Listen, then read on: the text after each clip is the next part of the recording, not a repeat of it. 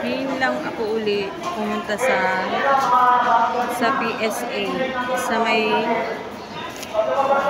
sa may tabi ng SS West, Quezon City. Ganito na pala ang patakaran ngayon. Kailangan naka-online ka daw, pero kung walk-in, hindi daw pwede walk-in. Pero kung halimbawa meron kang national ID, pwede daw walk-in. Ayun, may national ID ako. Nag-walk-in ako. Ngayon, ang first step nila, yun na, mamarkahan nila. Tapos fill up ka muna ng form. Kasama ko yung anak ko. Ang problema, nung akong magkukuha na ng birth certificate, hindi pinapasok na yung anak ko. Iniwan doon sa ibaba. Pero makikita mo dito sa paligid na to, may mga kasama. May mga kasama sila. Pwede namang sumama yung mga kasama. Pero yung anak ko, pinaiwan. Kasi nga malaking bulos lang yung anak ko, pero bata pa siya.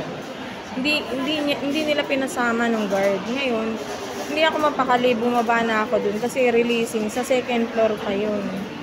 Ang pangalawang step, pupunta ka sa akyat ka sa taas. Kasi nasa underground ka yung first step. Pangalawang step, akyat ka. Tapos, nung nakapagbayad na ako, hindi ako mapakali, bumaba ako sa ibaba.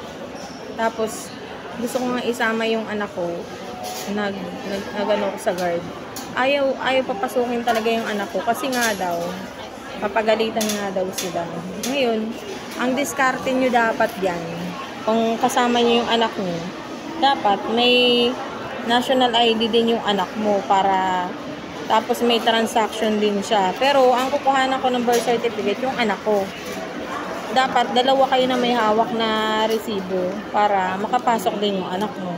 O mas maganda, wag mo na lang isama yung anak mo kasi hindi talaga papapasukin ng guard. Iiwanan yung anak mo doon sa ibaba. Pero makikita mo dito sa paligid, may mga kasama sila pumayag na sumama nga na may mga kasama. Di ba unfair? Kaya hiniyaan ko na lang. Pero nag-aalala pa rin ako kasi nasa baba nga yung anak ko. Pinaiwan doon sa underground, sa may first step. Ngayon, nandito ako sa second floor. Naantay ko na tawagin ako. Siyempre, pipila ka, tapos titingnan mo yung number mo. Yun, medyo matagal din. Kaya, ganun ang diskarte na gagawin nyo ngayon. Kung pupunta kayo dito sa PSA, kukuha kayo. Huwag na kayo magsama ng anak mo o mga kasama. Kung may kasama man kayo, kailangan dalawa kayo, may national ID kayo, tapos separate kayo ng transaction para mapapasok. Kasi ako nga, kasama ko yung anak ko, pinaiwan talaga sa ibaba. Hindi niya pinasama sa akin yung anak ko. Yung guard na yan. Dito sa may PSA, Quezon City.